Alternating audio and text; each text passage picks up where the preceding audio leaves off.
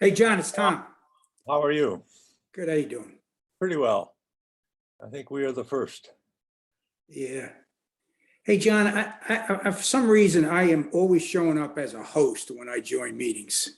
I gotta fix that with the town. I'm starting admitting people.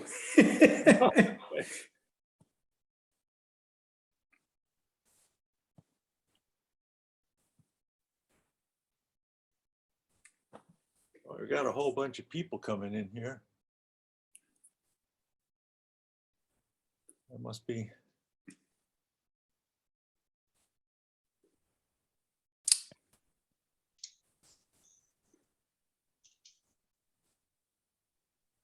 John, can you hear me? Yeah, good morning. How you doing, Tom? Yes, I can. Good. Or Hi. so of our members, we only need Laura to join us. Yep. I'll give her a couple of minutes.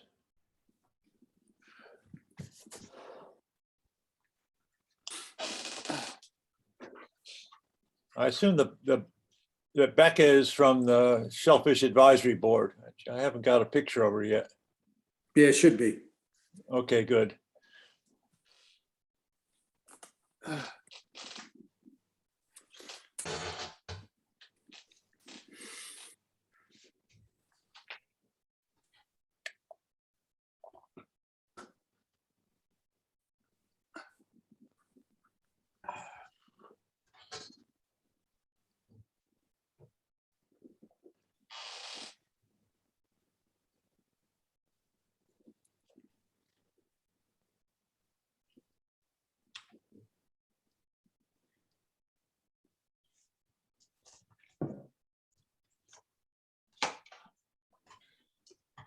So you all have me 2 days after cataract surgery.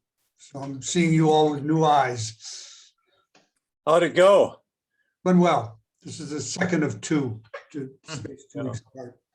I went through the same process last summer, and it's a big step forward. Yes. Yeah. I'm glad it's done. Hi, Laura. Good morning. Laura. Hey,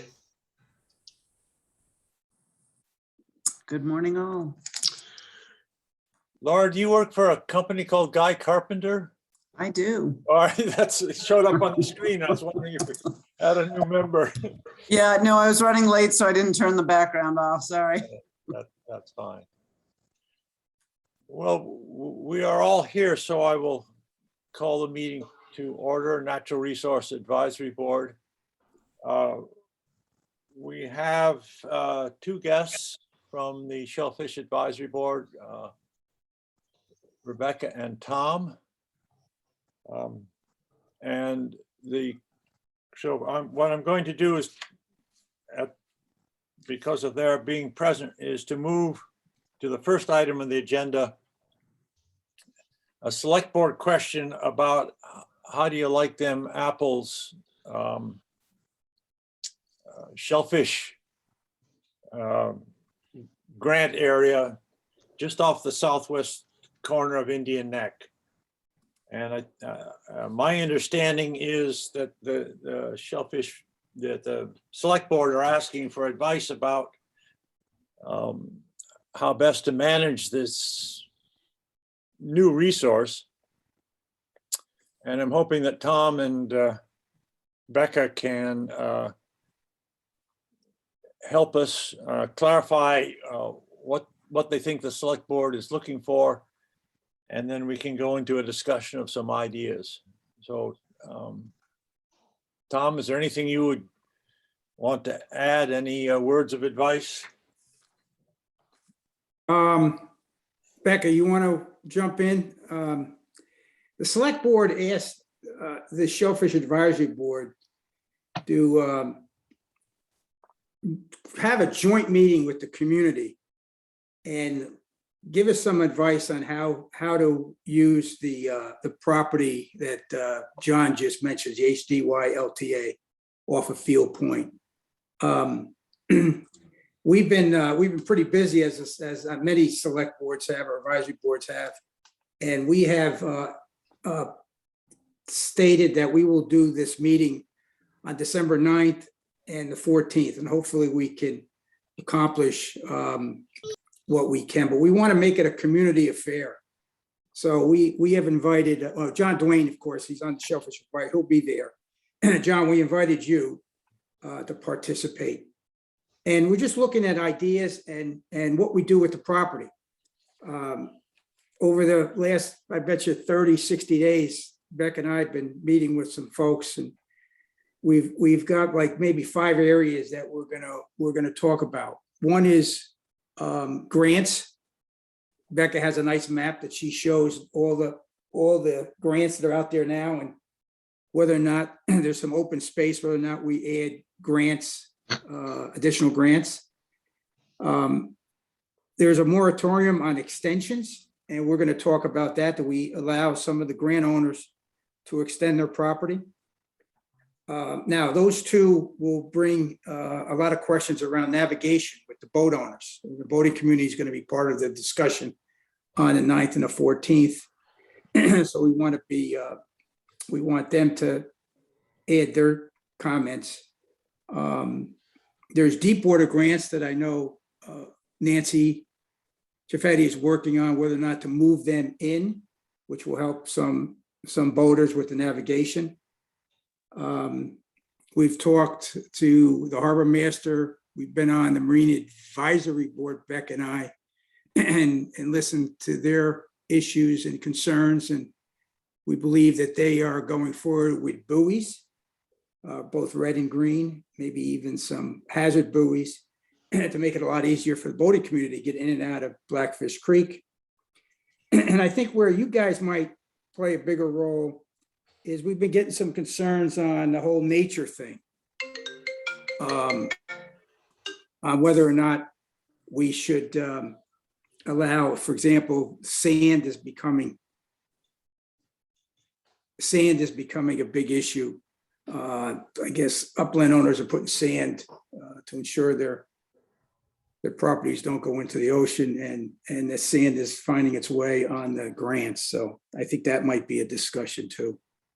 So we got to bring in a lot of the community, the Marine Advisory Board, NRAB, Conservation Commission, upland owners, both Indian Neck and Lieutenant Island. We got the health department going to be part of the conversation. So basically the entire community on there is going to be on there, John. Mhm. So hopefully we can get this all resolved and give the select board an answer by 12/31. That's our goal. Hopefully these 2 meetings can get that done. Okay. Anything you want to add, Becca? Rebecca Taylor is the chairman of the Shellfish Advisory Board. Good morning, Becca. Good morning, and thank you for covering all that, Tom. I got the sick preschooler home from school in the background. That was a very good explanation of what we've got on our plate for the next month. So yes, we really would love to hear what the NRAB has for a point of view on this area, and thank you. Okay.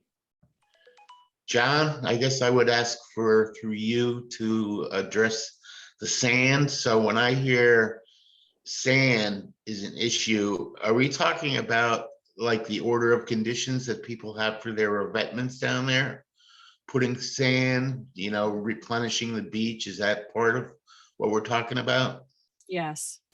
So that's something that's mandated by the Conservation Commission, I believe, the health department.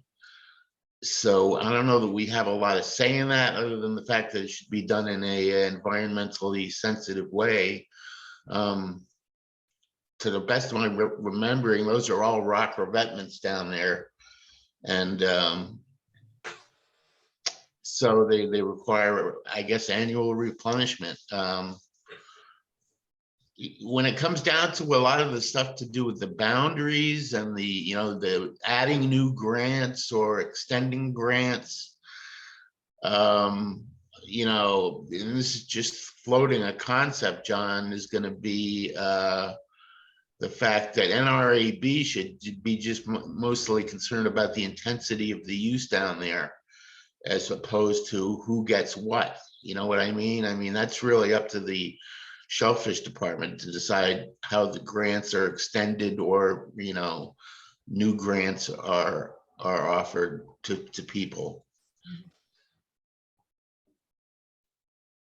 So I don't know, Tom, if you ever got any direct instructions from the select board on exactly what kind of feedback they were looking for. We didn't really get anything direct, John. But there's been a ton of conversations that Beck and I have been involved in. Like, you know, let me bring up grants, for example. The majority, well, I shouldn't say the majority, but a few individuals don't believe we should add any more grants. It would be someone would get the grant that'd be brand new, it'd be difficult to get to. The areas that are available aren't the best areas. And it's almost a way to fail quickly by offering up a grant. We've talked, we went on a tour the other day. Becca, myself, and Nancy drove out there, and we looked at some of the grants that are not being used. So we might ask Nancy to push the, how do I say it? The reasons to hold a grant, to continue to use a grant. There's certain clip levels you got to maintain. Maybe she starts enforcing that to open up some grants for some additional individuals that want to be commercial grant holders. I think what we're thinking about, John, is when you decide, oh, this is not just a discussion with the shellfish community, it's a discussion with you know, upland owners, Conservation Commission, your group, the harbor master and the boaters, just to make sure that there's benefits and everything that we're doing, there's benefits for all, everybody. We're not going to get everybody to agree on this stuff, but you know, adding more grants would extend outward into Blackfish Creek. And I think the boating community might have a problem with that because it's tough for them to navigate. Sailboats are having a tough time to navigate out of Blackfish Creek. Motorboats are fine, but buoys would help.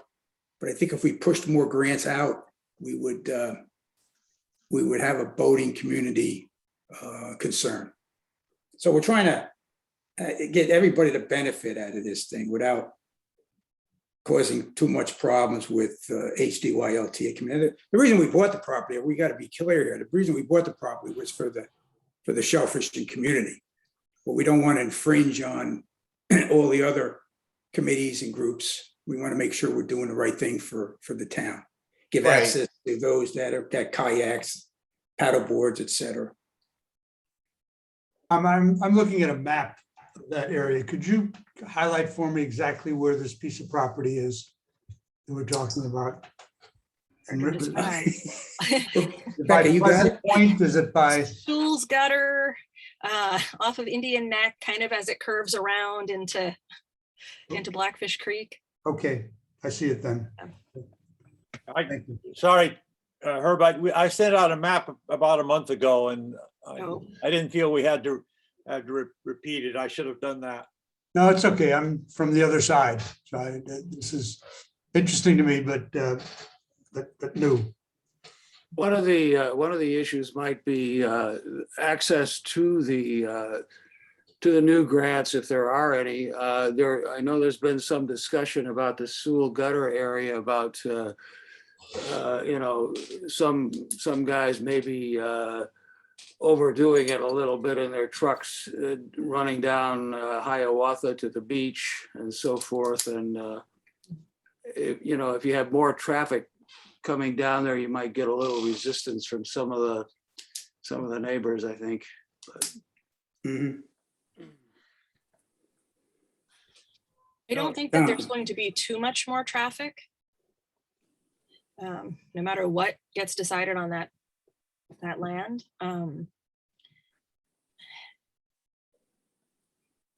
So with the sand being in, the sand enrichments, that's not really your category, it sounds like.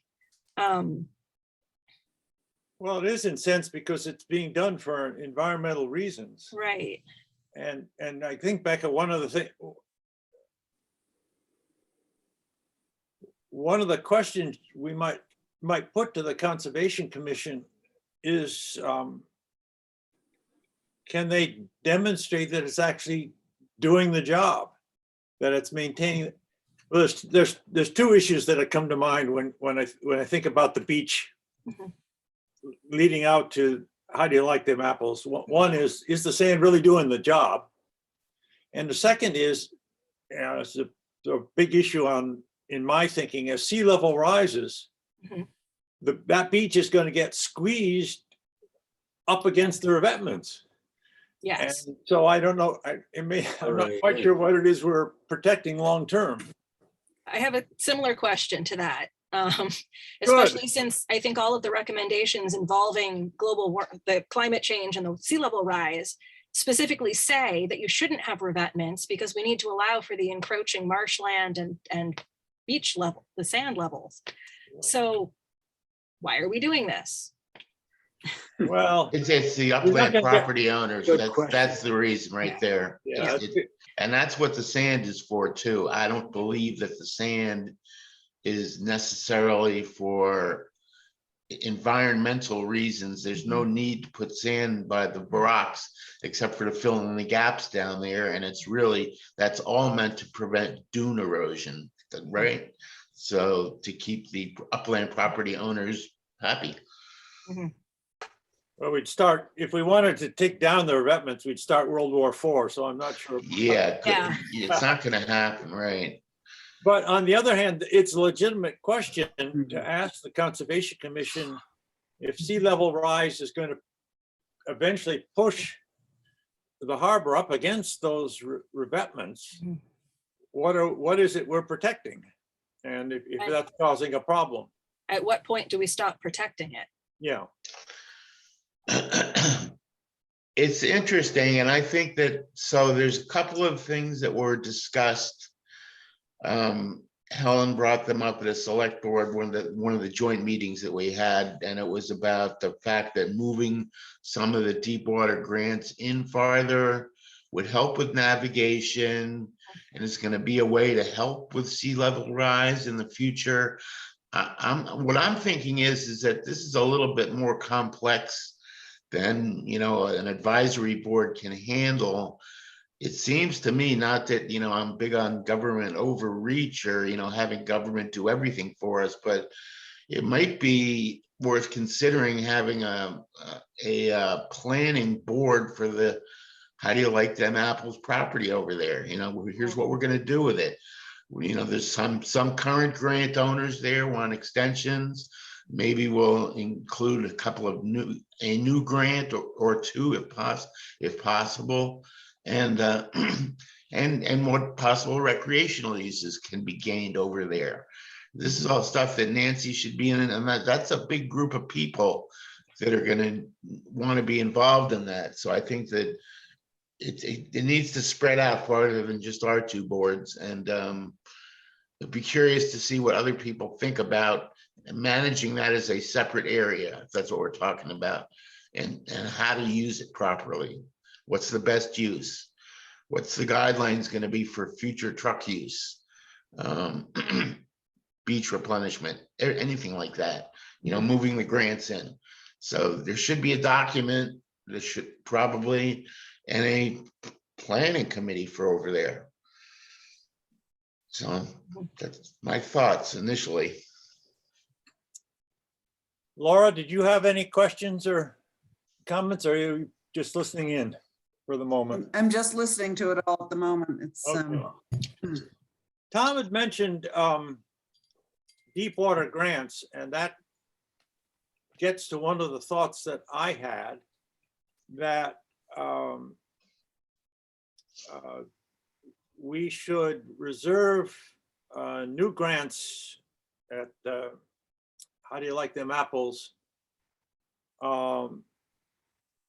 for two things. One is I was thinking specifically about people who are out at Egg Island and whether they're going to lose some of their opportunities with sea level rise.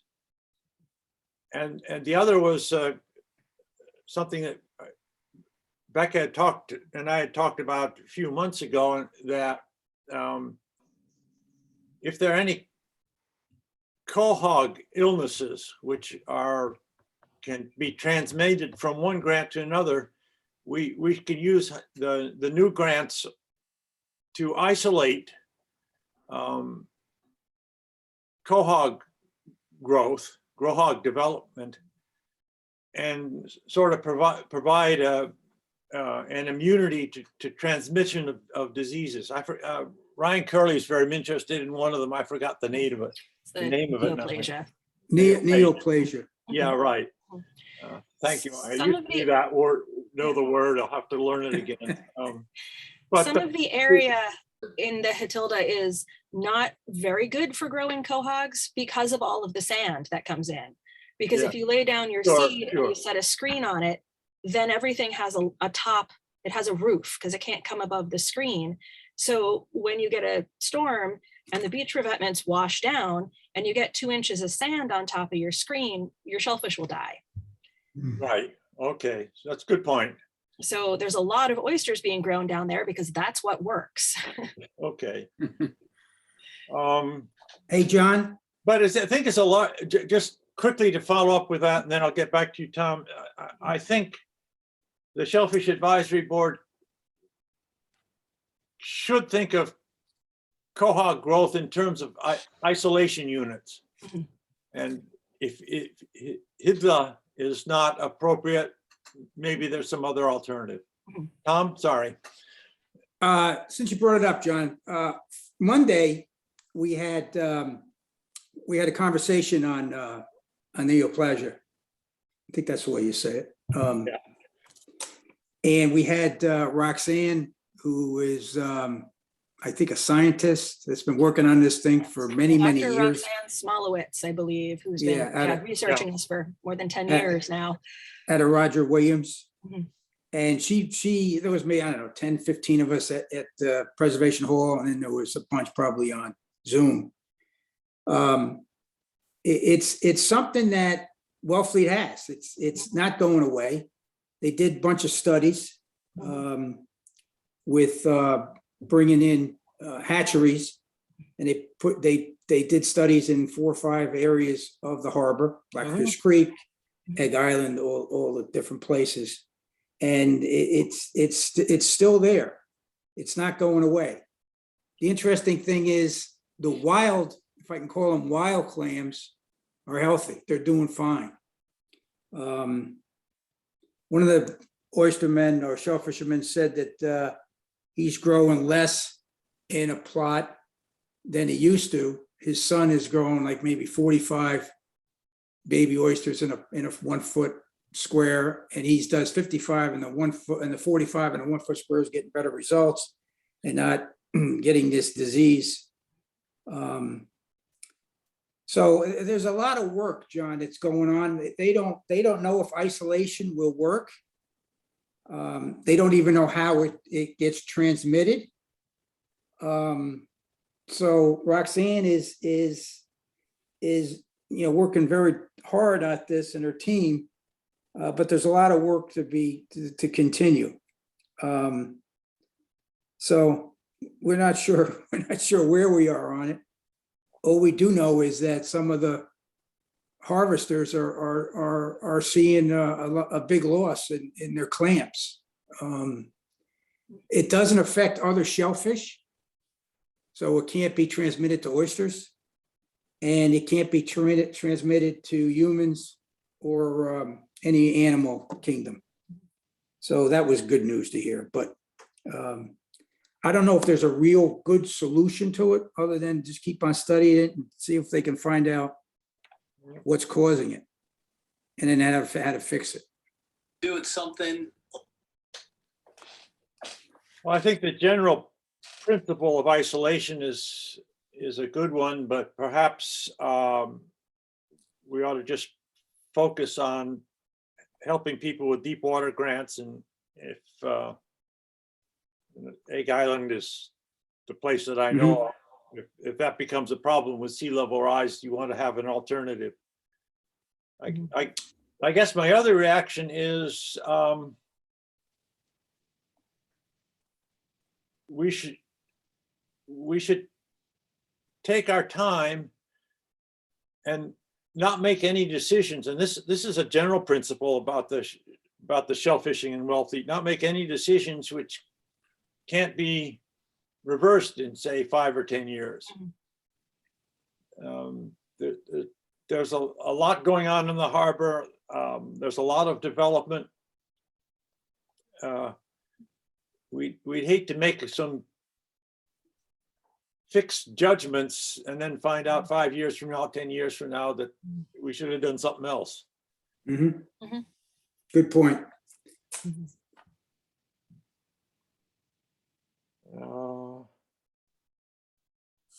With something a little bit different, a little bit fun this time. So Come on. All right. Sorry about that. Okay. John, is there anything else you'd like to bring up?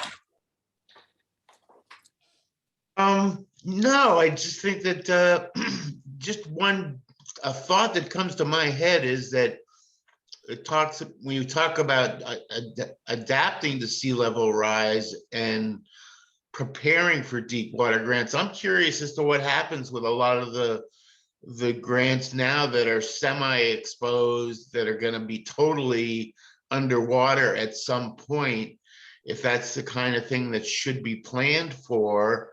And I think I heard you, John, posing the concept of if somebody's grant ends up totally going underwater, that they could possibly relocate to the Delta property. But, I think adapting to it, I think that there's who knows what could be grown out there. Maybe kelp could be grown out there, and maybe the people that have flats that are exposed now will end up being underwater at some point. And it's kind of like why I think that the people that are directly impacted over there should probably have a group together that Nancy, the shellfish constable, I guess it's the one technically that's in charge of managing how things work over there, based on science and best practices. So I think that's going to be the best guide, is to try to figure out what to do, planning on the fact that if something doesn't work out, you can always retreat and try something else. So I don't know. I think that these 2 meetings that are coming up with the Shellfish Advisory Board, it's going to get a lot more information flowing and see what other people have to say about it. I don't know what we could do as a board, our board, other than just recommend that whatever is done over there be done in an environmentally sensitive way. Tom, these meetings that you propose, they're going to be in sort of group discussion meetings, aren't they? Yes. Hopefully they're just like this, John. That's perfect, because then, if we start heading down a wrong road, we can accommodate that, or if we make some interesting points, they might get listened to. So I like that way of doing things, rather than just writing a memo and saying, here's our memo. Yes. Yeah. If one gets out of hand, they can be muted. Yes. There is also the possibility, when you're talking about sea level change and the difference in the grant depths, there is the possibility that we could change, theoretically, we could change regulation as to what kind of gear is allowed. Because right now, floating oyster bags are not allowed. Kelp farming isn't allowed because of the ropes. Hang on a sec. Kelp farming isn't allowed because of what? Yeah, we have to change some of the regulations, what Becca's saying, John, because we don't have all the regulations for sea level rise. There's a lot of discussion that needs to take place if all of a sudden all their beds are underwater 24 hours a day. So, yeah, again, then that's above my pay grade to understand how it's all gonna shake out. 30 years down the road, 50 years Well, there down the are, road. I mean, there are places which work that way, Chesapeake Bay for one, where it's all deep, I think it's all deep water. Yeah, they don't, right, correct. I don't know about Long Island, whether that's, I mean, we've got a 10-foot tide. Long Island doesn't have 10 feet tide, so. Most of the productive, well, I have no idea, but I remember seeing something on a YouTube or somewhere about a Long Island fisherman that was doing seaweed. He was doing mussels, clams, oysters, and seaweed all in a vertical set. So there'd It'd be be very seaweed. interesting to find out who's growing hard shell clams vertically. I Yeah, don't that'd know be if interesting. maybe it wasn't the clams or, but also, yeah, I Yep, agree. Scallops, mussels, seaweed, they can all be grown that way. Oysters. Yeah, well, there you go. In cages, I assume, right? Like in, But Middle- if you're talking about things that are going to be in the way of boaters, imagine all those ropes Yeah. and hanging things. I don't know what's practical here, I mean, again, in 50 years, maybe the water situation will be different and we can't make those determinations yet, so. Well, my thoughts for kelp farming is where the kelp would be already, which is on the other side of Mhm. Billingsgate. Tom, is someone from the Conservation Commission going to join this meeting, Hillary, or I'm not even sure who the chair is right now. I invited Barbara, since she's been in most of our Oh. Shellfish Advisory Board meetings. That would be great. And as far as the date concerned, you mentioned 2 dates at the moment. Both are free for me. So I assume also for John. I'd rather turn it around, and as you see how many people are try to get most of us together in one meeting. That's what I'd love to be able to do. And I would, the one where you think you get the best attendance is the one I'd rather join. Yeah, I sent a note out, John, 7 o'clock this morning to the community. Okay, I haven't checked my emails, but I'm hoping the 9th and the 14th works. We have a difficult time with our board that, most of the individuals are commercial shellfishermen, so we got to work around the tide and yeah, high tide. all that good stuff. So Sure, we're all used to that. We're all used- I did get some direction, and Beck, I think also that, just try to get the majority of the people there.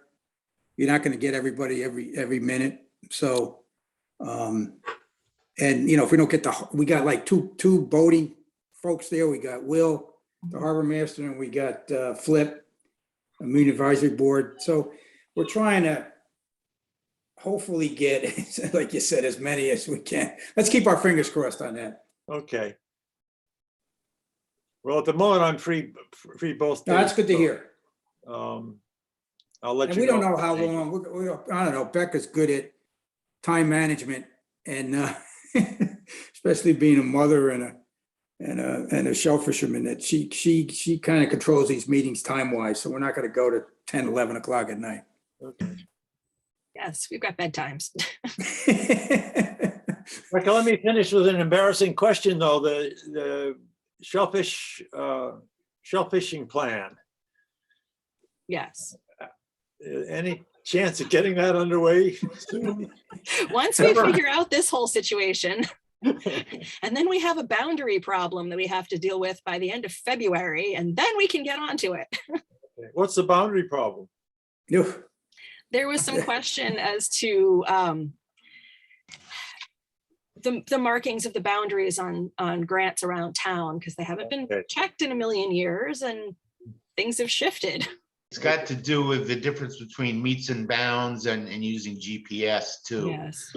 So that, people that are using GPS, that technology wasn't available 40 years ago, so it was different. So Yep. it's kind of a moving picture a little bit.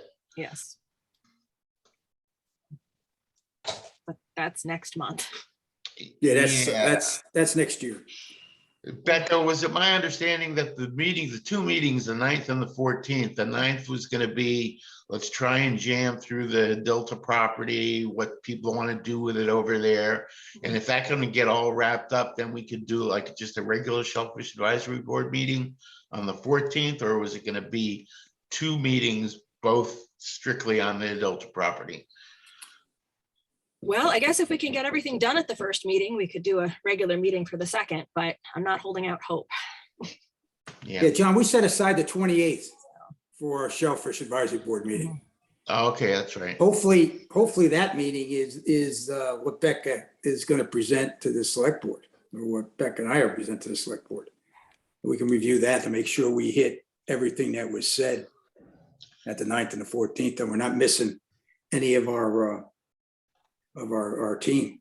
So just to throw one more little tidbit in here with the shellfish management plan, you know, we've been toying, John and I, a little bit about how to rename this new Curly report, call it something else, like a Wellfleet Harbor Action Plan or something. And I think that maybe that could be something, because if that's going to be something that we can get on the books, that action plan would happen every 10 years, that might be a good tool to use to help figure out what to do with the property over there and what's going to be the best use of it. And so it can adapt as time goes by to sea level rise, new species that come in, and that kind of thing. Okay, We'll talk about Good that points. a bit more later this meeting, John. Yep.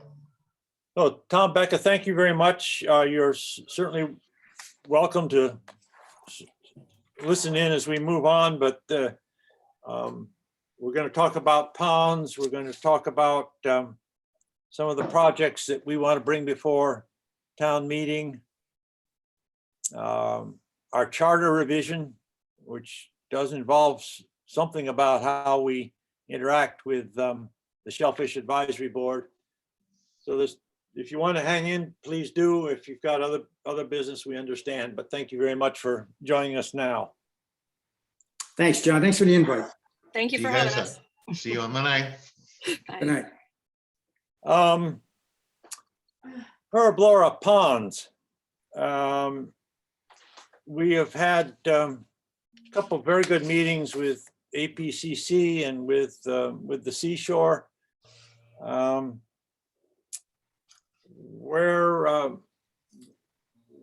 would we go from here? I have some thoughts. If I can jump in. Sure, Go please. ahead, Herb. Yeah, it's very exciting to me because my involvement with ponds over the last 35 years is running a homeowners association. Laura's been with me on this, an unofficial organization that depended on the will of other people, had no standing. To be able to address these issues now with some standing, it really is exciting to me. So I've been giving this some thought, and there's a couple steps that I think would be worth taking now. And let me just list them. A couple Sure. that I'd like to talk about, and then go through and talk about them in more detail. I think it behooves us to try and define the goal of the plan that we want to create. What's the objective of this plan? I think that's probably number one for discussion. Number two is, I think is a task to be taken up, is to try and to define the current state of the ponds. That's no mean trick, by the way, but we'll get to that. But I think that the objective is going to have to relate to the current state of the ponds. So that leads to having to define the current state of the ponds. And then I think there's information in a number of areas that we need to get more information on. I think we need to get more understanding on the status of the advanced septic systems, both the ones that are out there and the ones that are coming. I think there's a number of with some other issues that I need a better understanding on, and I think we do, and that is who has what regulatory authorities over the ponds. That, to me at least, is, after working on this for 30-some years, is still unclear. I think we need a census of all the properties, private properties, that directly border a pond. It's not as big as it sounds. There aren't, in reality, there aren't that many. But can we, Laura, did you have any other thoughts that with subjects we should? Yeah, I was just flipping back to our spreadsheet as you were talking, sorry. No, that's why I was working I on. just lost it. And I'd gone over it yesterday. Yeah, I think those macro things like the goal of the plan and the current state of the ponds is our overarching next steps. And then we've got that spreadsheet that sets out a lot of the detail that comes up behind it. You can share it if you want, but if we want to just chat, that's fine too. Well, we have, John sent out a copy of that, and it's very helpful, I think, to see, you know, it outlined the way you have done that. Good. Uh, Why don't we talk about first, let's talk about what the goal of this plan is. And Laura, if you can share that spreadsheet, we can go from there to define next steps. Okay, Let's just talk. about- I'll wait on sharing until we figure out our goal. Yeah, because that, to me, I struggled with this for 35 years running Kupaka and ever trying to define what the goal of the organization was. And I think it's, from that experience, I think it's critical for us to define what we are managing to, because that should determine the plan. So let me, I've been thinking about it, so let me throw this out. I think the objective, I'm throwing out for discussion, the objective of the plan is to maintain the ponds in their current condition in the context of global warming.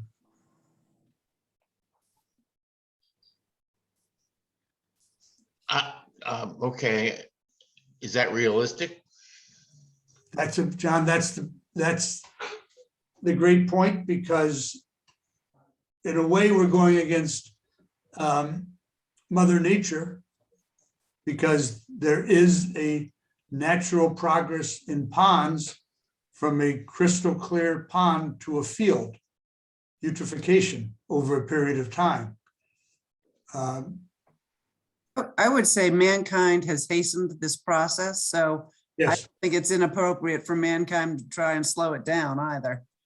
You think it's inappropriate? No, I think it's appropriate for us Yeah, to slow it down and maintain. I mean, I look at our role here somewhat as just an extension of the old NRAB mantra of we're here to preserve as well as let the public enjoy it. And what's the balance between those two in terms of keeping Wellfleet as special and the ponds as close to pristine as you can so that future generations get to enjoy this amazing place. yeah, it really is a stewardship issue. so, okay, so stewardship, so that brings up what I always wondered, and I just don't know the answer, is who, you know, right now, the National Seashore owns pretty much all the properties around the ponds. Is that the way that it works right now? Now, all the ponds we're talking about are all within the seashore, correct? That's correct. So they're gonna play a big part in their scientists, their action plan is gonna also be determine, I think, some of the course of the way the ponds are gonna go. And it might help to know what their mission statement is about the ponds specifically. We definitely are going to have to get back to them. Of course, all the land which the park owns is the undeveloped land. The homes which border the pond are all direct outright ownership. And I've not been aware of the National Seashore having a pond management plan. So that's something I think that needs to be encouraged. Like, I don't even know how to encourage it, but you know, some of the issues I've heard us discussing have been all the dilapidated properties that the Park Service has just let crumble. That something needs to be done. And, The you park know, certainly has monitoring plans. They just don't have an overall management necessarily. I think their current view is more of let nature take its course. well, and that's Than invasives. yeah, that's generally what, you know, when it comes to doing stuff, like I'm familiar with a lot of the stuff to do with jetties, you know, in places that are, you know, like I think in Assateague Island and places that are live and let live, that's the way it goes, you know. They don't believe in any kind of armoring, and when it comes to you know, even just something as simple as a pathway to get down to the pond, you want to do it in an environmentally sensitive way. But whatever's been there, you know, there's a live and let live, I think is probably their mantra. And it may not be bad, it may need tweaking a little bit, but you know, I think that's the kind of thing that needs to be taken into consideration in a pond management plan, is what do you want to accomplish, and how much do we need to live and let live? How much is just straight up monitoring to make sure that the chemistry of the water is being tracked, and you know, so you know, I don't know. That's just there's Well- a lot of things to a lot of balls in the air sort of to juggle around with the ponds. Well, I think that the pond, the Park Service has had some activity in protecting and laying down that jute along the edges of the ponds and planting trees and bushes in areas where people have tried to break through and swim and so forth. So I'm not sure who's responsible for all that, but there has been some activity in that regard. Yeah, I mean, generally, isn't it the superintendent of the parks, of the whoever is our current superintendent? I don't even know who it is now. Carlstrom, I think. Austin, yes. Yeah. So This technically, question of ownership is, I'm glad Herb raised that. The But way the state law reads is that the state owns any great pond, 10 acres. And, you know, Gull Pond, Duck Pond, Great Pond, Long Pond, those are all great ponds. But the state has sort of walked away from it and left it up to a combination of the town and the seashore. So I think that's a point that ought to get clarified. I'm not quite sure of the process, but it ought to get clarified. I think my reading is that the seashore will sort of defer to the town. I mean, they recognize it as these are important assets within the seashore. And for that reason, they've undertaken the monitoring, but they haven't undertaken any any corrective actions. I think they're leaving that up to us. And we need to clarify in two ways, one with the state and one with the seashore. I think part of the resource issue though, too, for them, just because people, cash, all of that. Yeah. Expect they'd love to do more and be receptive to what Contract- Sophia certainly has been. It's interesting how the seashore approached a couple of ponds which are not formally listed as great ponds. One is Spectacle and the other is Dyer. The seashore stepped up, reworked the landing, reworked the access. So when it's something that they think is seashore property, they're active. But for the They don't great have town landings. yeah, Yeah. for the great ponds where you've got this mix of ownership, I think they're deferring. Can I clarify a couple things here? Here you could try, yeah. All right. Commonwealth of Massachusetts, the state, Yeah, has the right to control and regulate the use of all great ponds. It's only great ponds. right. It can convey the title of a great pond. It could have conveyed the title of a great pond to the National Seashore when the park was created. And it did that, interestingly enough, in Truro and Provincetown.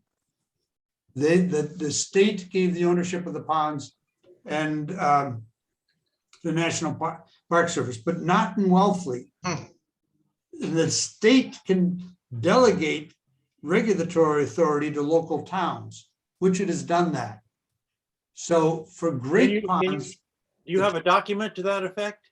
I can find it again. I had it at one time because I'm reading from a summary I made years ago when it was relevant to us. That would be a useful step for me. Okay, let me research that.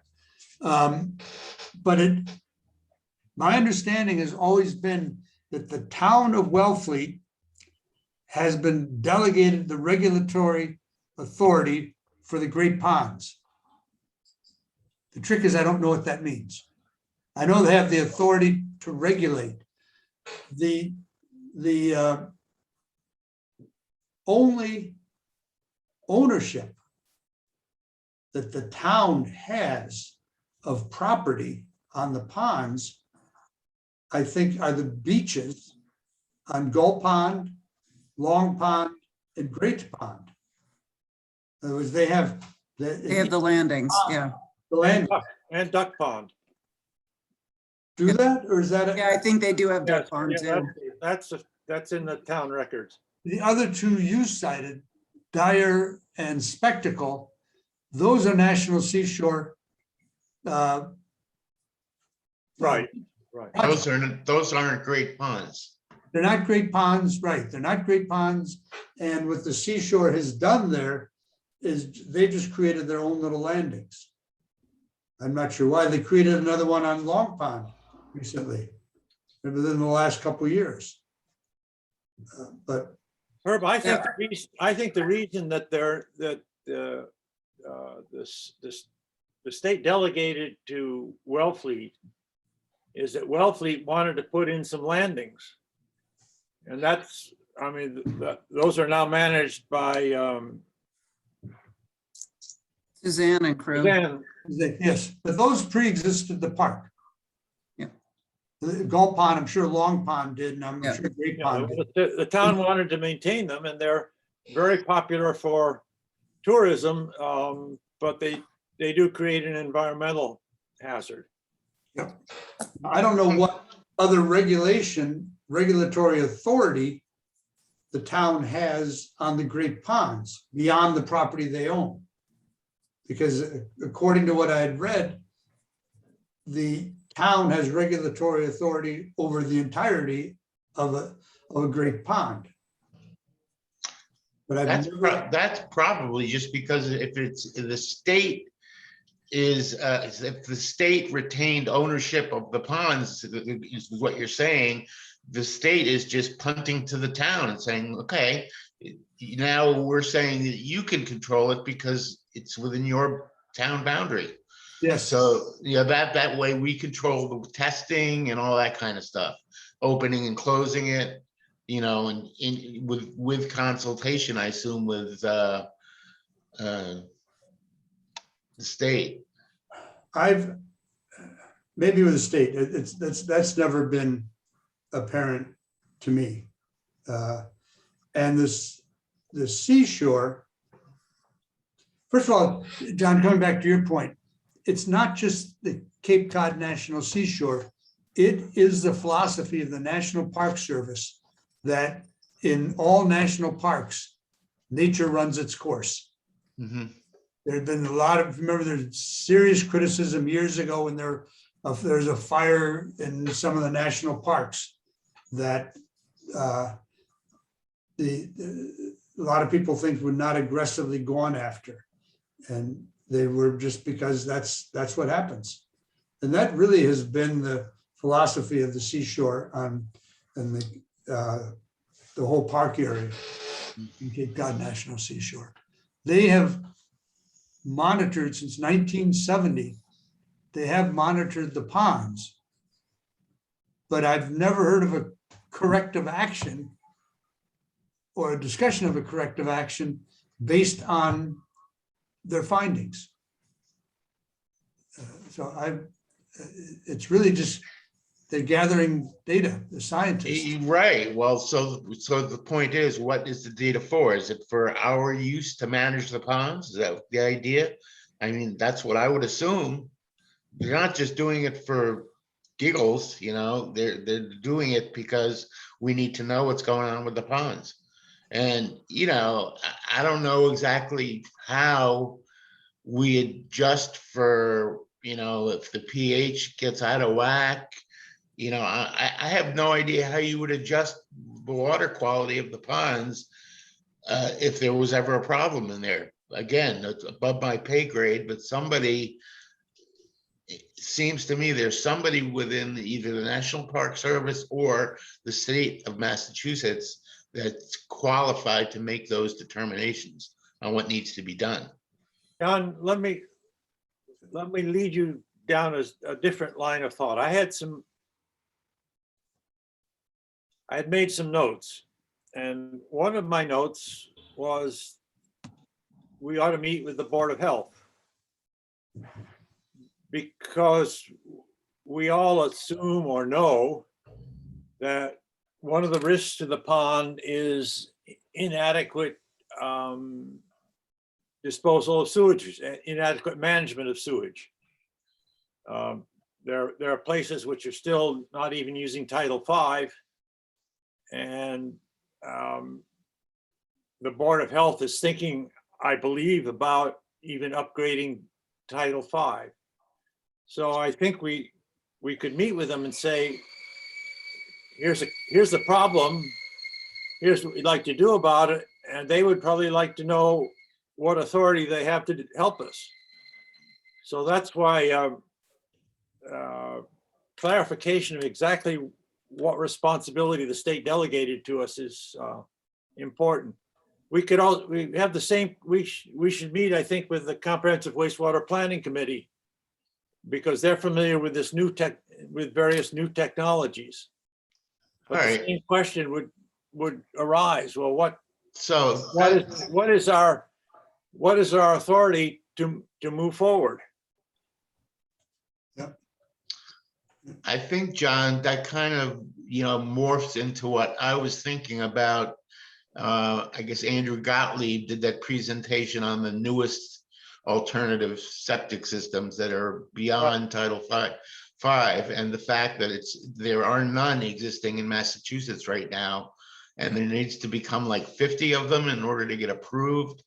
So a thought that I had was, because most properties within the seashore are large parcels, they would be really good candidates for a pilot program for these new septic systems, see how they work. And so maybe that could be, you know, go at them aggressively. Maybe there's money that could be above and beyond what the town's offering now to actually start this pilot program on the ponds, where they really could, you know, the advantage would be very good over there. But John, the hammer for that is held by the Board of Health. And that's why we need to get them on our side. Also, my bubble was popped on that, John. I've really taken aback after that last meeting with Andrew, in which he pointed out that any of the septic systems they are now talking about, the AI systems, do not remove phosphates.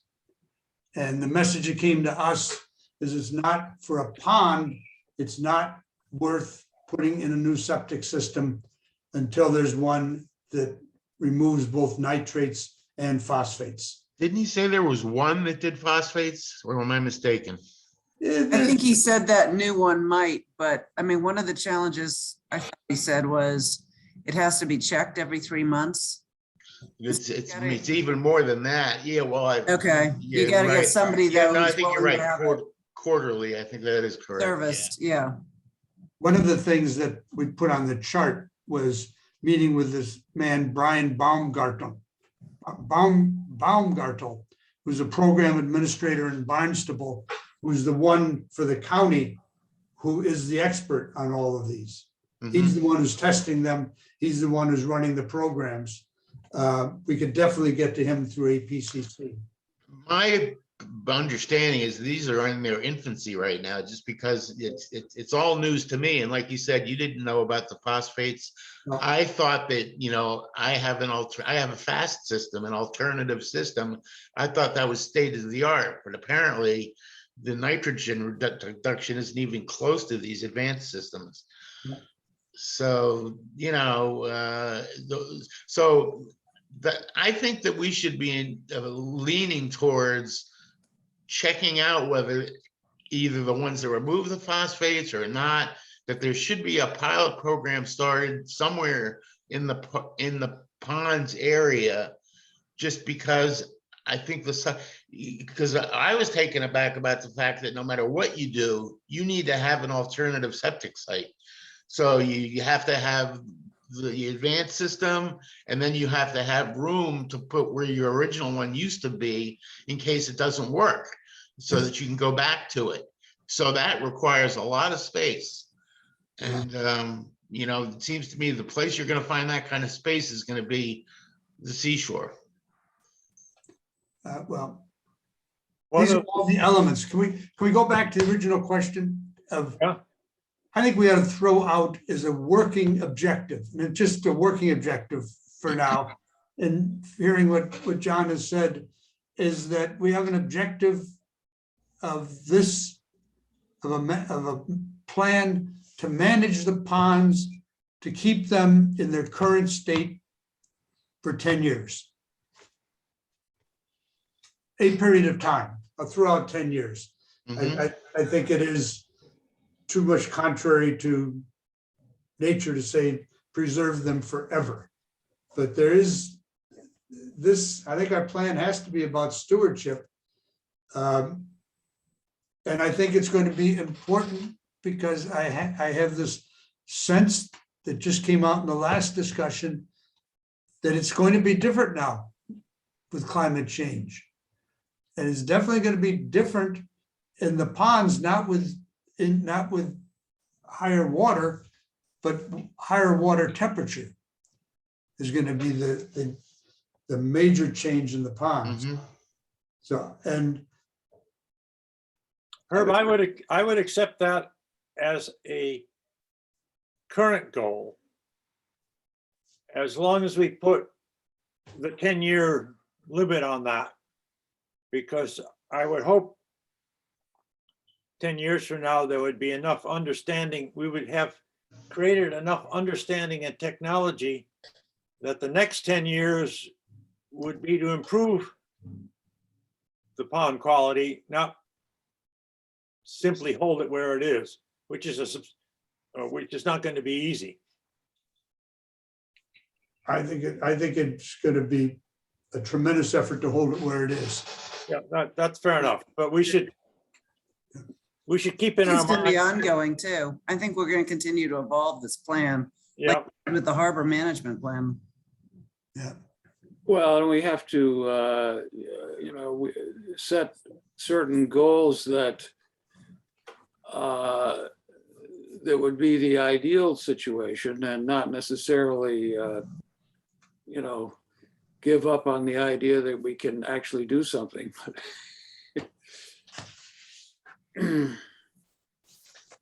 I'm as a chemist, very interested in this nitrogen versus phosphorus issue. And just as an observation, one of the things we have to find out about phosphorus is where the source is.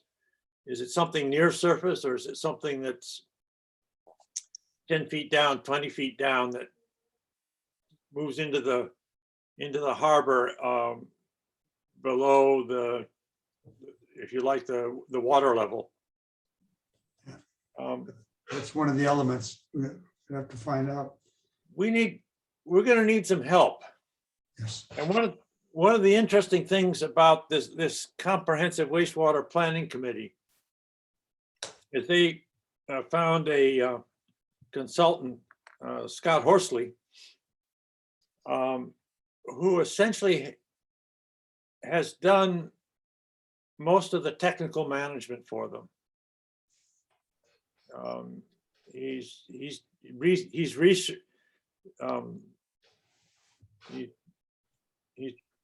given them guidance on what testing they need to do. He's given them guidance on technology.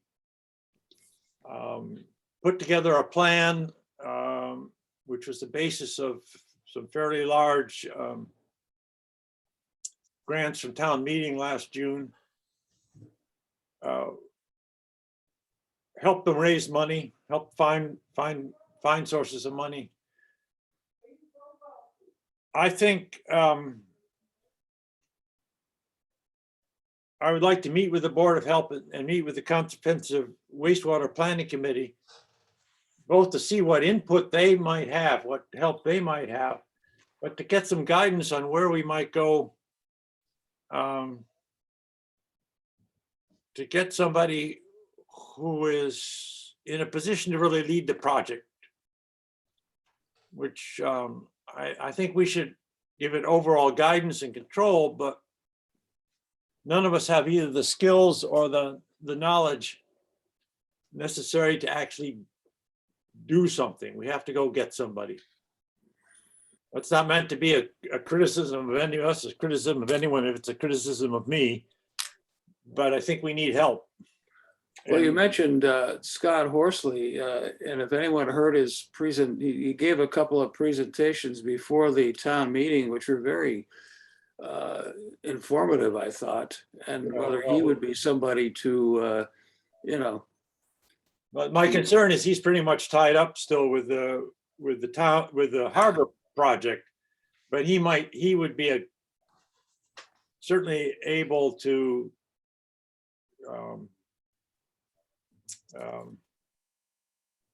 provide us some guidance as to where to go.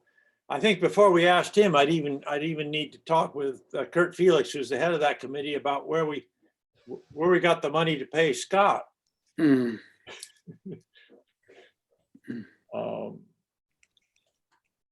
I'm not sure if you know, Scott has to raise the money to pay himself. I'm not quite sure how that works, but I'd be glad to talk to Kurt about that. I've also always been very impressed by the APCC and their willingness to help. Joanne Muramato, who was I guess more the scientist on APCC, she was at our meeting with them, and I had sent her this. I think I'd sent her a list of half a dozen questions to kind of guide the meeting. She spent hours preparing the answers, writing them out, which she then sent to us, writing out tremendous amount of information on the ponds. And they've been very welcoming to us to come back with any additional questions or help we would need from them. And they were, Andrew Gottlieb was always very helpful to me in Gupaka. And he would come out on a Sunday, make the drive out on a Sunday afternoon to meet with us. Never a thought of a fee or anything like that. Really just wanting to help. I think we can go back to them again also as a resource on some of these questions, nitrogen versus phosphate loading, how phosphates move through the water. I think they've done the studies on that. And what moves through the ground. I guess I'm still hung up a little bit on, we're gonna need to put together a plan. In order to put together a plan, we're probably gonna want to do some more experiments ourselves. Is that faucet, does it need taken care of? The outside one? Sorry, we've got a workman here. It's okay. Got to work with.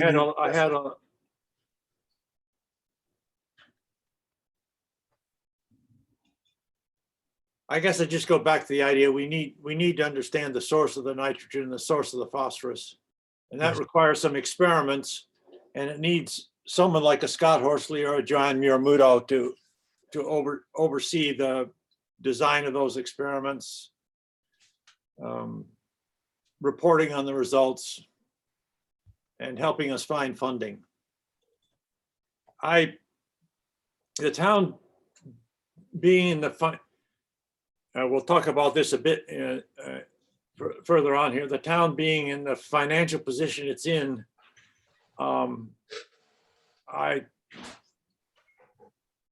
in order to go to town meeting and get some money to do something, we need a lot more. We need to build a lot more case, and I think it's unlikely that the town would spend the money to build the case. They might spend the money to do something about it. But every time I hear Charlie Sumner talk, he's the town administrator, he sort of, oh, woe is me, is the first words out of his mouth. He just came up at a meeting last night for a fairly small amount of money. He just said, don't go there, please. So we've got to be more entrepreneurial in the way we have operated for a while. But can we go back to some Back of to the, Sophia too. Yeah. pardon me? We should swing back to Sophia Fox too. On the Yeah. Nitrogen and phosphate stuff. Yeah. Well, we should go back, let's go back to the concept of trying to establish a current state of the ponds. And first of all, we have to define which ponds. The town selected 8 ponds for cyanobacteria testing in this, in the past year. And there's a combination of, it was a pond that had any defined public access to it. And I can go right through them. It was Duck, Long Pond, Great Pond, Dyer, Gull, Higgins, Williams, and Herring Pond. Okay. Those are the ponds that the town had defined for cyanobacteria testing. When we met with Joanne Muramoto, we asked her what are the criteria that should be monitored to determine the health of a pond? And it was a daunting list to be tested. If you wanted to identify define the health of a pond, she went through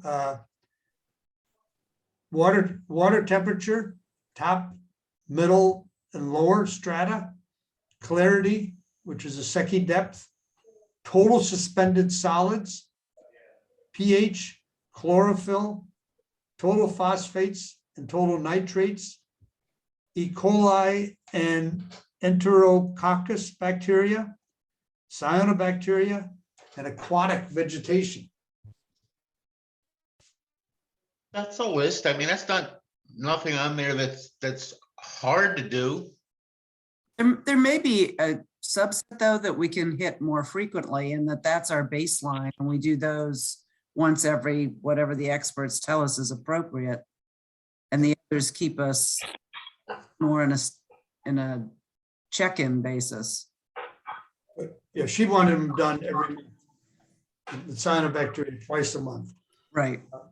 And the seashore may have data on this, on some of these. It's going back to Sophia. Sophia has said that they are reviewing all their data for accuracy and did not envision releasing the data until 2023. We may be able to talk to her about this not being releasing it to the public, but to us for our use. In the past, at times, depending on who's in the administration, Seashore has been very helpful to me in giving me data dumps. So I think. I think we should try that. There's been cyanobacteria, this past summer, the summer before. You're just worried about if that isn't the signals of a storm brewing. Yes. And how much that seems to relate to water temperature. That's certainly part of the reason why I think we're all wanting to push ahead with this. Yes. But I think, that does define the list of criteria that define the health of a pond. So in an ideal, if we're trying to do this properly and ideally, we would go to the 8 ponds and try and get these criteria for all the 8 ponds within the past year. Well, that's the goal of doing something like that. You would do it annually. Every year you would do the same tests at the same time so that you could track the changes. When you talk about keeping the ponds as they are for 10 years, whether that's realistic or not, it's probably not. But I think that what you should do is have a 10-year period set so that you've tracked changes and you know where you're going, so that then you can develop a plan to deal with if there's something that can be done to adjust. Then you do a plan so that maybe every 10 years or so you would come up with some items that needed to be taken care of. Maintenance, pond maintenance. You would need to take these all those criteria at least 3 times a year. There you go. Because they vary. Spring, summer, let's say April or May, July or August, and then October. Because there's critical differences, for example, in oxygenization at the different levels. Depending on the time of year, and also clarity, many of these. So getting to complete the circle there, so then what you need to do is, first of all, if it's going to be 3 times or 6 times a year, however many times it's going to be, who's going to pay for it, who's going to manage it, and and collect and tabulate the data. So those are the kind of things you need to kind of box up and put a bow on it and figure out what you need to do. Who's gonna pay for it is a biggie. It could be, I'm sure it's not free. You're gonna need, it's a lot of labor, it's a lot of man hours. And there's probably some of it being done already, but if you're gonna set up a protocol where it's gonna be every year, you're gonna take 3 different times of the year, sampling at 8 different ponds, it's a lot of labor. So that's the question, is who's going to pay for it and what's the goal of it? Yeah. I think the goal has got to be defining the status of the ponds to determine whether or not one corrective action or another needs to be taken during this 10-year period or at the end of the 10-year period. Yeah. If you can't measure it, you don't know what you're doing. No, it's just you got to establish a baseline and there's data that's available now, but there's going to be more important data that's going to start to be collected now that could be very beneficial to, proper maintenance over the years. Herb, it was interesting to me, your comment that the town is doing cyanobacteria testing on eight ponds. That must have been a decision of Hillary's, acting as the Board of Health agent. Turns out she's also the conservation agent, which is a useful combination.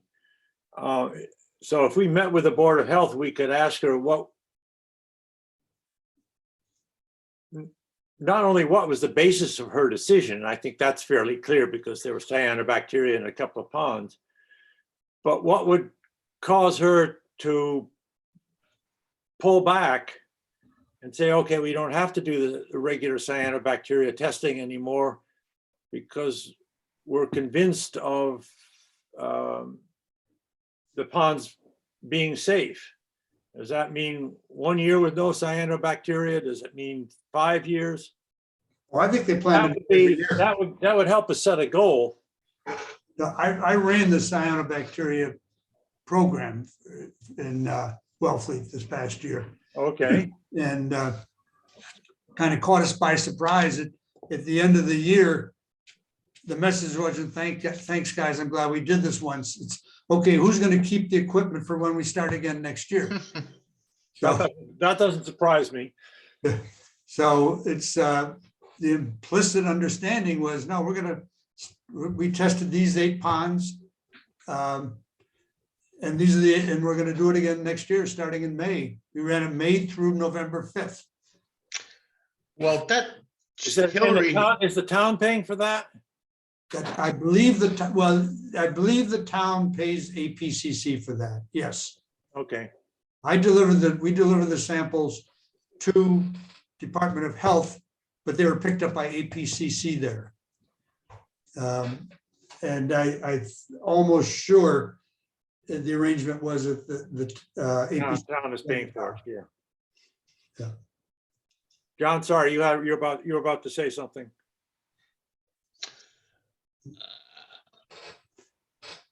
One thing. Yeah, that could be, I lost my train. If you had someone who organized a program and was going to administer, say, monitoring these various parameters in 8 ponds 3 times a year, there's a lot of folks who are willing to volunteer their time and service to do that. It would take, some organization and management, but for a while we were doing phrenology down various ponds, sort of watching water freeze and that kind of stuff through Steve Smith and the science department at the park. But they organized it, and there were lots of people willing to be so-called citizen scientists, and I think that would be at least a way to get people involved and maybe not spend a lot of money. John, I found my train. I was thinking that Hillary, you could just, you wouldn't need to be the Board of Health. Hillary would probably know why those 8 ponds were selected. It could be as simple as that those are the ones that people swim in mostly, or that have landings that make it easy to swim, like Spectacle Pond. People don't really swim in there as far as I know. Maybe they do, but maybe they don't feel the need to measure cyanobacteria there. Really Spectacle, it's just harder to get in there. Yeah, it is. They do swim in there. Yeah, that's For right. sure. I've been in there before. It's kind of funky, but I know what you mean. You can swim there, but I think it had to do with public access to it. I think you're right too. It's hard to get back there. Now, as far as who does this and who organizes it, I think to whatever, one principle we should have is to whatever extent we can, we'd ride on what the seashore is doing. Mhm. And the seashore partly used interns this year. And APCC used an intern. My contact in Wellfleet was an APCC intern. Maybe the town could get an intern to do this. The testing, when I volunteered for the cyanobacteria, I thought I was going to go down and dip a beaker in the water and then take it into town. It wasn't that at all. It was had to use a siphon, had to use a special equipment to skim water off the top of it. It was really quite a process. And I think that may be involved with several of them. It would be an effort if we could talk the town into doing this. It would have to be a delegated person to monitor and run this program. I can tell you that just from the experience of just testing for one of the elements through the summer. You could try getting 8 people or 4 people to do 2 ponds, or 8 people to do 1 pond each, and that would be their pond. So that the samples would be the same, if you know what I mean. So that you got the same person doing the sampling. You know, it seems to me that if manpower is the key, coming up with volunteers may not be as hard as you think. It's got to be somebody who's there from April to November. Yeah. That I went through that. That took away a lot of people right away. Yeah, you're right. I got 3 or 4 people, including Laura's cousin, who really jumped in there and stayed with it and did it the whole time with us. I mean, it's doable, but it's going to be a program that has to be set up and monitored. Mhm. Really, if we were God and we could write, and the town had all the money in the world, you'd have a position in the health department responsible for monitoring the ponds. So it comes down to, it seems to me, somebody's got to come up with a design plan of this is what we're going to check for. This is how often a scientist or somebody from APCC like Joanne or somebody that can design a strategy for here's what we're going to do every year. Here's what we need to do. Can we do it? Yeah, she sent it to us. Okay. She sent it to us, went through it in the meeting and then sent it to us afterwards on the list, on the criteria of the ponds. And then, boom, boom. Want to see if I can pull that up now. Yeah, I sent her the list. Is this a list of the pond health indicators? And I gave her a half a dozen of them, and she came back and gave me all the rest and said that they should be done monthly.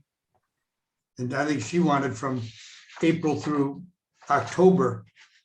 But if we could get Okay. So 3 readings a year, that'd be terrific.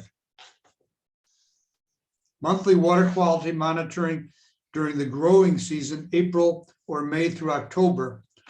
Bi-weekly cyanobacteria monitoring from May to November. So because I'm an idiot, I would ask the question, like, does it have to be done when it's not raining? Can it be done in the rain? Does it matter what the weather is? I don't think so. Just go out there as long as it's like, you're gonna do it the first Sunday, or what, you're gonna figure out a day to do it 3 times a month or however often you need to do it. We did it every Thursday. We did every other Thursday for Okay. cyanobacteria at Guys, 8:00 in the morning. there's one other subject on the agenda I want to talk about, which is the ATM projects. And we had a good discussion about shellfishing and good discussion about ponds. Herb had mentioned 5 topics that he was wanted us to consider. One was a goal. I think we got a goal as he said it. The current state of the ponds, it seems to me that we can cover by over the next year or two by discussions with APCC and the seashore. We can meet with the Comprehensive Water Planning Committee and Scott Horsley and get an idea about current technologies. I'm particularly interested to know if Scott knows something about phosphorus. Herb also mentioned ownership and census of properties. I will follow up on the question of what authority has the state actually given to the town. I think Herb, if you had somewhere buried in your files a document that might be useful, so if you have a chance to dig that out. I can find it. Yeah, right. Yep. Your filing is like mine. Yep. And the other thing is, Herb mentioned is a census of population. We need to know who's alongside the ponds. I can go to Nancy Vale for that. She can give us names and address of everyone who has properties which abut one of the great ponds. And I will do that, and then we'll consider how we're going to we may even be able to go to the Board of Health and get from each of those properties what sort of septic they have. I think we probably could do that and find out where there's obvious room for improvements. Or one of the last technical questions that comes to mind is, I think we need to know how deeply into the ground these various the nitrogen and the phosphorus flow is. Is it surface? Is it 10 feet down? Because that affects our choice of technology, particularly for phosphorus, where we're flying blind. We may have to include some experiments which go down into the ground and find out where the phosphorus actually is. Now, maybe Joanne knows the answer to that. My guess is that Joanne knows. But that would be good. Let me just run through the rest of the charter. What I'd like to spend the rest of the meeting on is ATM projects. I've set a goal to be finished by 12. I refuse to go over 2 hours for any meeting. That just, people get tired. Sorry, the ponds are really exciting to me. Yes, Ponds are exciting and important, and I don't regret at all spending the time on them. You may remember earlier, we talked about Dyer Pond and the access to it. I heard from Suzanne Gray, the developers of the project have withdrawn their application for a notice of intent. They put the project in hold, whether they're going to come back with a modified project or not. Why they chose to do this, I don't know if it was opposition from the abutters or whether there was also some of the constraints that the planning committee was put on it. But the project's on hold now. And we'll just wait and see in what guise it reappears. I have included in our meeting notes a revision of our charter and an annual town report. We're required to write an annual town report. I would like comments from any of you who have looked at those 2 documents and wish to make a comment. Back to me, I'll take those into account, and at our next meeting, come back with a revised version taking those comments into account. John, the only thing I would see is that the NRAB will consist of 3 members, at least 3 members appointed by the selectmen. Should that be select board? I didn't change that language. That's a good point. I just took, one of the things to be aware of is that this was voted by an annual town meeting, so we talk about the revision will have to get approved by the select board, but that's just to get it on the warrant next spring. It'll come up before the town meeting. Oh, maybe it's Speaking of town meeting, what I wanted to talk about is the status of our two projects. We had one project for a dredging alternative, which was placed out. This was approved by town meeting a year ago, not a year ago, 6 months ago, at $25,000. We've had one local small dredging company, engineering company, who've expressed some interest in that. And I will be meeting early next week with Rebecca Ruff, which is now her married name. She used to be Rebecca Slick. It's an interesting pair of last names. But we want to get back and talk to this company and find out what they can do. And I have some suspicions of what they can't do, and we can look for alternatives, but at least that's a starting point. The other thing I wanted some opinion of, and this will be the last significant thing we talked about, is I had some different ideas about a new harbor survey. That is a new Curley report. And quite frankly, part of what I'm trying to do is get something which is more focused and lower cost. As the select board have consistently supported our work, but at the last meeting, you could hear there was some hemming and hawing. So I sort of have a goal. Let's get the cost down below 50,000. What I'd like to do is to discuss the outline which I put in front of you. Have any comments, and then at a meeting before Christmas, have a request for proposals, which hopefully we could send out by the end of January. I'm sure we would have some responses. We could pick one, negotiate a price based on what the responses were, and then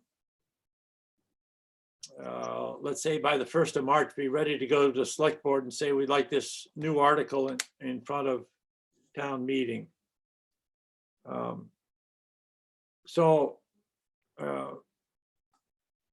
of what I was doing is try to get a very focused report. I expanded some of the things to be considered. I was interested in plankton testing. Center for Coastal Studies has actually done some of that work. I was interested in surveying harbor vegetation. I'd like to know what's down there, and particularly I'd love to find eelgrass. I also mentioned winter birds. That's something to be done in cooperation with the Mass Audubon. One of the interesting things about the birds which are out on the harbor this time of year is there are cormorants, there's razorbills, there are loons, there are bufflehead, and all of these birds are birds which make their living by diving underneath the water to get something to eat. And we know what they're after, because people have done studies of what these birds eat. So if we can set up a program with Audubon which finds out what birds are here, how much they're feeding, where they're feeding. That gives us a very interesting undersea view of what's going on in the harbor. Besides which, I'm an interested bird watcher, so you'll have to excuse that. So the winter birds here is something that I'll talk to Melissa Lowe and at Audubon and see if we can arrange that kind of program, see if they're interested. So the three basic things we're talking about is finfish, baitfish, and shellfish. Finfish, I'm saying basically follow the original report. Do some work this summer, do some work next summer. Baitfish, we already have a running start. That some work was done in the north of the harbor and reported on the Wellfleet Harbor Conference. So I just say we need to extend that further south and west. The F numbers all refer to the maps in the original Curley report. And shellfish, I'm proposing that we look only at wild shellfishing. If you go back to when the original Curley report was done in the early 1970s, there was no aquaculture, there was no culching. The whole harbor was wild. Well, now there's only a very small part of the harbor being wild. We need to consult with the Nancy Savetta and the Shellfish Board about whether I've got the right places. But that enables us to have a much more focused view of shellfish. The one thing that's different is that there's some new shellfish in town. There have been a lot of reports of blue claw crabs. Didn't used to be here even 10 years ago. And there's probably a few other things which have shown up as well, which would be interesting to discover the populations. So that's my thinking, and comments or thoughts, and then I'll try to have actually something actually written for you at our next meeting. I'd like to have one more meeting before Christmas. So, floor is open. Well, I would just say, first of all, the focus is good. When I hear focus, I hear narrowing the focus. I would like to know who is going to be adjusting that focus. And I guess what it is I would like advice on what that focus should be. And it seems to me there's been so many people involved in our harbor over the years here that know it well, that we should be soliciting opinions from people that are experts, like folks from Center for Coastal Studies, folks from Horsley Witten, Anna Maria Frankich. I mean, you can come up with a million different names, Kurt Felix, about what you would want to study in the harbor. Specifically with your comments about the shellfish, wild shellfish. Well, right now, quahogs are put and take. So there is no wild fishing. There is no wild set for quahogs out there. So I don't know what you were planning on doing with that. So the idea is that when it comes to knowing what to study and who's going to be the one that decides what to study, it seems to me, I thought we were going to try to solicit 3 different companies to give us a proposal. And, so when it comes to, they're all going to have different prices. And I think that we ought to figure out what would, let's let them have a little leeway in designing a study. So that's just my thought about who's going to actually design the study and what's going to be the best study to replicate on a 10-year basis. Fair enough. The purpose, let me be clear, the purpose of what I would like to bring before us at the next meeting is the basis in which we would go out and talk to at least 3 companies. Get them to come back with what they would like to do, what they would cost, what the likely results are. And then we would pick one of them and work with them on a final plan, and that's what we would take to town meeting. So we would be able to negotiate. Part of the reason of doing things this way is that we would be able to negotiate not only the terms of what would be done, but the cost. So that we could go back to a wrapped up package for town meeting. Aren't we asking for a request for a proposal? That's what we're doing. That's right, but the point is, but if we go, I'd like to get a request for proposal out by the new year. That's a bit of a rush, but I think we could do that. And that would allow us to get a final choice and price made before town meeting. So if town meeting said yes, we get started this summer. That's definitely, that's the optimistic way of looking at it. And I think that would be great if we could do that. But again, it comes down to who's gonna be the one that says A through Z is gonna happen. Here's where all the stations are gonna be. Here's how often the testing is gonna be. Because Curly has what they did, and I seem to recall 50 years ago, there's gonna be some spots that that aren't gonna be even available to be checked anymore in Logie Bay, for instance. So, you know, I think that it's gonna be, somebody needs to come up with where exactly the stations are gonna be. And I don't know that you can do that. You know, nobody's gonna come up with a price for us without putting some serious work into it. So I'm a little lost on the process of how we're gonna get this. You know, I thought the idea was gonna be come up with 3 different proposals so that we could offer 3 different options to the town. Maybe, you know, maybe we should pick one. Maybe we should offer them 3. Are you thinking, John, that what I'm proposing here is overly specified? Yeah, what I'm saying is that I don't know that you, me, or anybody on our board should be the one that designs the project.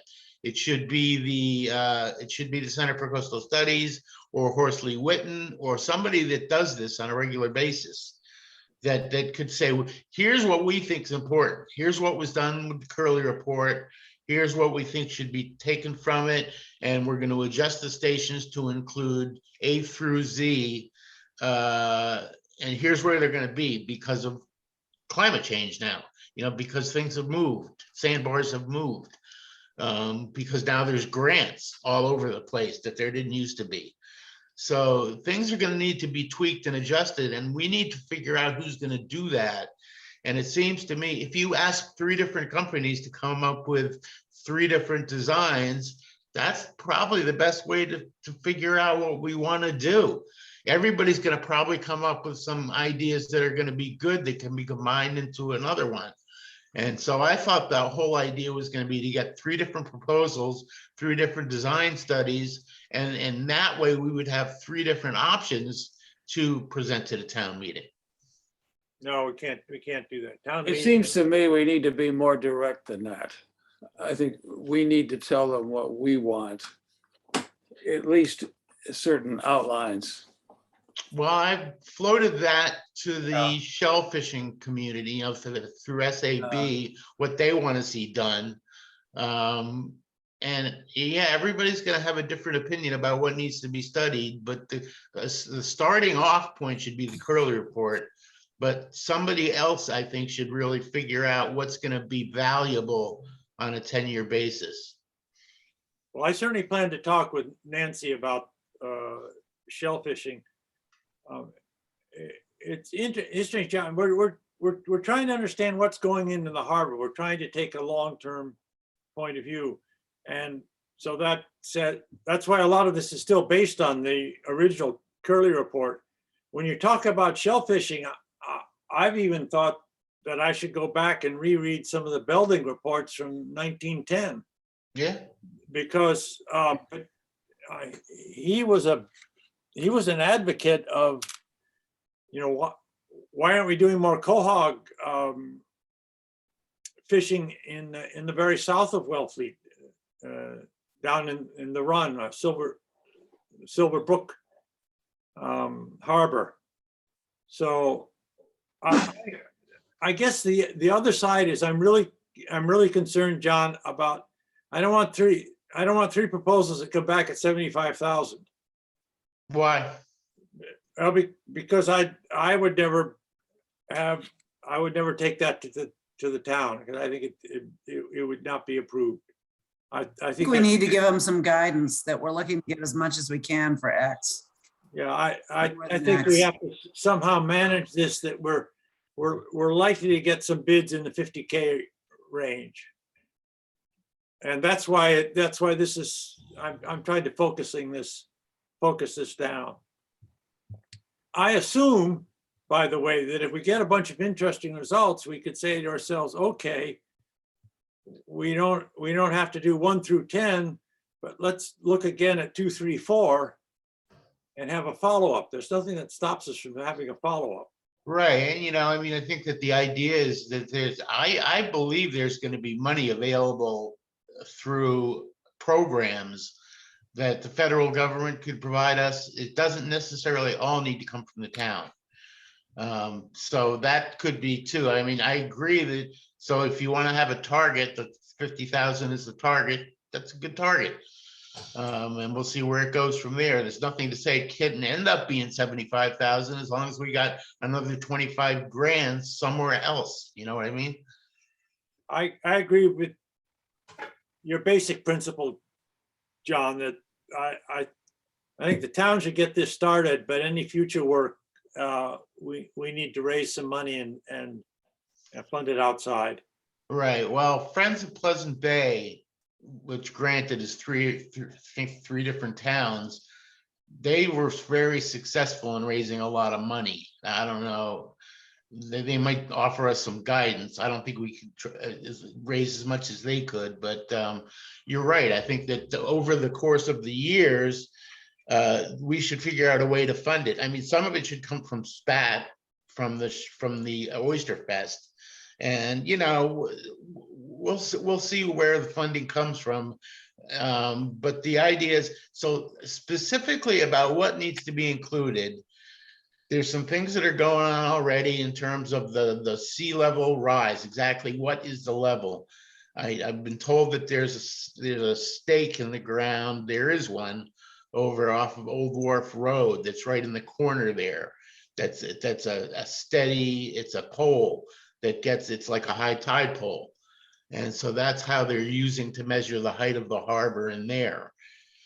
So that's important information. Perhaps the thickness of the shells, the composition of the shells of the oysters, to see where they're at. Are they getting thinner like it's been predicted? So there's all sorts of questions that I have that I don't know if we can answer, but that's the kind of thing where people are going to need to come up with what do you want to see accomplished? How big are the striped bass? How many striped bass are frequenting the harbor? Bluefish, what's new? Blood art clams. So all sorts of things, especially stuff to do with like, kelp and vegetation and birds and bait fish and the whole gamut. So again, above my pay grade to figure out how to design a study, but the Curley report's a start, but a lot of that's going to be obsolete at this point, and a lot of it's going to be, you are going to want to redo it every 10 years. So By the way, speaking of how the Friends organization, the Friends of Pleasant Bay, raised money, they have a big advantage over us. They're a private organization, and they can go and pass the hat. And there's quite a lot of hat passing capacity in Chatham. I think if they didn't raise the money, there'd be some questions. right, they seem to have it down on how to do it. A lot of people were contributing $500, so that's what they get. They got a lot of people that are contributing. I'm sure they got some donations at least 10 times that. Yeah, so there you go. They raised 75,000 pretty quickly. Maybe we should start a nonprofit subsidiary. I don't know. Well, any way that we can save the town money and get more for our bang for our buck, whatever we need to do. I think if there's, like I said, I mean, I know of one person, Rob Moyer's place, Ocean River Institute is, you know, they're good for $1,000. So there's $1,000. He said, no problem. So there's other organizations that would probably kick into. We'll have to, that's an interesting thought. I don't know if a town committee can raise money like that. I will I don't ask. either. I will ask. I don't see why not. The question for I will ask. Charlie. Two things to wrap up. I had some draft minutes from our last meeting, November the 12th. Are there any corrections? And I would like, if not, a motion to approve those and get that off the table.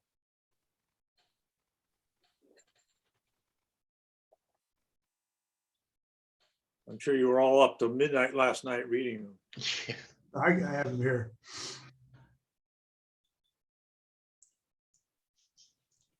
Yeah, I make a motion to approve them. I'll second. Okay. Take a vote. Aye. Aye. Or aye. Herb, aye. Tom? I wasn't here. You weren't there. Oh, that's right. I have to remember that. And John, you made the motion, so we're all set. Thinking of setting up a meeting, are any of you going to be away out of pocket, as the saying goes, between now and Christmas? No, Tom? I will be, yes. I could make a Zoom meeting, but I guess that's the way it's going to be anyway. Are you going to be up in Vermont or somewhere? Comfortable? California. Okay. So California is 3 hours. I'll keep that in mind. Yeah, if you don't have it at 9 o'clock, that would be good. That's 6 a.m. in LA. But Right. Yeah, well, as of the first of the year, I'll be in Tucson, but that's only a 2-hour difference. They oh, don't have daylight savings time there. Is anyone else going to be substantially out of pocket between now and Christmas? no. No. Okay. I won't push into Christmas week if I can help it. So an interesting meeting and very helpful. I think we have clarified some stuff about ponds. I'll see about it before we leave for Christmas. At least we can set up, a few of us might be able to go to a Board of Health meeting. I think that would be useful. We talked with Suzanne Thomas about the beaches, but I think it'd be good to get Hillary thinking about water quality issues. So Can we do that as a Zoom meeting as well? Could you ask? yeah, us? it have to be a Zoom meeting. Sure. You know, Hillary's got us all being masked again. I think she's not likely to waive that for one of her meetings. Good. Okay. Have a good week. Thank you very much. All right. Thanks, Al. thanks, Thanks, John. everybody. Thank you. Bye. Bye. Bye.